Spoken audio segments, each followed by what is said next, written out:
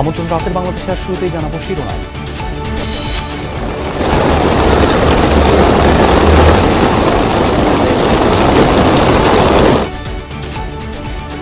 মৌসুমের রেকর্ড বৃষ্টিপাতে তলিয়ে গেছে বন্দর নগরীর বিভিন্ন সড়ক ও এলাকা। রেল লাইনে পানি ওঠায় ট্রেন চলাচল ব্যাহত। 3 জেলায় 5 জনের মৃত্যু। বৃষ্টিতে আমার বাড়ি ঘর সব ভেঙে এমন কষ্ট পাচ্ছি বলার মতো না। তারা পানি দেখেন না, তারা জলাবদ্ধতা দেখেন না, শুধু আমরাই দেখি, এই কষ্টটা আমরাই ভুগি। পানি এখন দেখতেছেন হাঁটু পর্যন্ত, এই যে আবার বৃষ্টি আসবে, এখন বৃষ্টি আসলে এটা আমাদের কোমর পর্যন্ত হয়ে যাবে।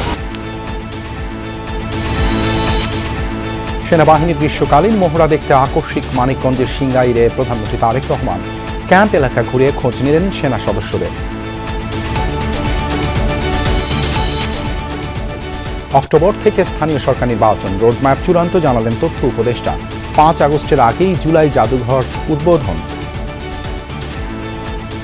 ইউনিয়ন পরিষদ, উপজেলা পরিষদ, পৌরসভা ও সিটি কর্পোরেশন নির্বাচনের জন্য পৃথক রোডম্যাপ করা হয়েছে।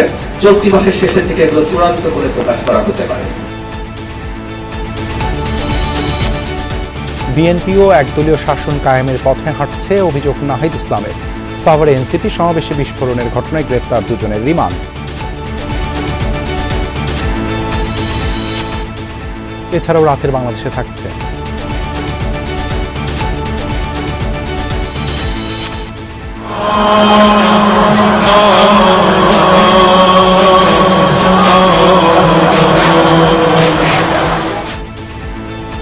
তেহরানের পর এবার কোম শহরে খামেনির জানাজা। জনসমুদ্রে পরিণত হয়েছে শিয়াদের পবিত্র নগরী।